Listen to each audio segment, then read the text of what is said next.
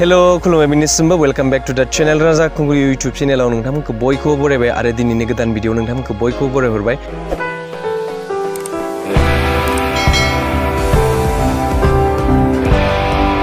दा आं दिनैहाय नोंथांमोनखौ बयखौबो गोसो गोरबोजों खुलुमहरनो लुबैदों आरो नोंथांमोननि अननाय नोंथांमोननि सापर्टजों दिनैहाय आङो 40,000 प्लस साबस्क्राइबारखौ कमप्लिट खालामबाय यूट्यूबाव। दा बेखौ सासे इन्डिविजुअल क्रिएटरा 40,000 प्लस साबस्क्राइबार मोननांगौआ जोबोद गोब्राब यूट्यूबाव आरो बेबो रिजनेल लेंगुवेजजों आरो बेयो मोनसे एन्टारटेनमेन्ट चेनेल नङा माबा मोनसे गान बाजना बे चेनेल नङा। थेवब्लाबो बे आंनि चेनेला दिनैसिम 40,000निबो बांसिन 40,000 प्लस साबस्क्राइबार जाफैबाय। दा बिनि थाखायनो आंखौनो आं गोग्गानानै लानो हायो। दा बेखौ नोंथांमोना नैबेखौ थुलुंगाखांनाय लाबोनांगोन दि नोंथांमोननि गोसो गोरबोआव जों गावबागाव बिमा राव बर' रावजोंबो गोजौ लेभेलसिम दावखोलांनो हायो।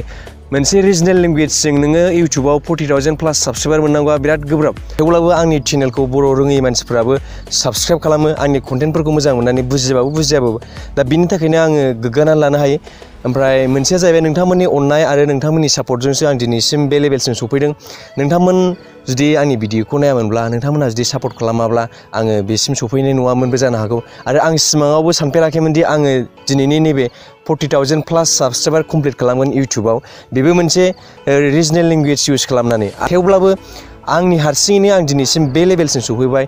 दा बेखौ आङो गोसोआव गोग्गानाय लानो हायो आरो जायनाखि नोंथांमोना बे भिडिअखौ नायदों नोंथांमोनाबो गोसोआव गोग्गानानै लादो दि जोङो बर' बिमा रावखौ जोङो नेवसिनो नाङा। जोंनि बर' बिमा रावजोंनो जों गोजौ लेभेलसिम दावखोलांनो हायो आरो नोंथांमोनाबो रावबो गावबागाव मादार टां गावबागाव बिमानि रावफोरखौ रायज्लायनो लाजिनो नाङा। दा जोंनि गेजेराव मोनसे ओरैबायदि साननाया जाबाय आरोना, माइन्डसेटआ बेबायदिनो जेन'बा नोङो इंलिस रायज्लायबासो बेखौ दामि साननाय बेबायदि। जोंनि इण्डियायाव बिदिनो जायनाखि हिन्दी रायलायो बेफोरखौ दाम दोना, भेलु दोना, जायनाखि इंलिस रायलायो बिसोरखौसो भेलु दोनो। जोंनि इण्डियायाव बिदिनो, खिन्थु दस्रा कान्ट्रिफोराव जायनाखि गावबागाव मादार टांफोरखौ इउज खालामा बैसोरखौ डाउनावसो दोनो। आरो जों गावबागाव रावखौ डेभेलप खालामनोबा जों मोजां रोखोमनि रायज्लायग्रोनांगोन। गासिबो बिथिङाव जोङो बर' रावखौ बाहायनांगोन, अब्लासो जोंनि गेजेराव बर' रावा डेभेलप फैगोन।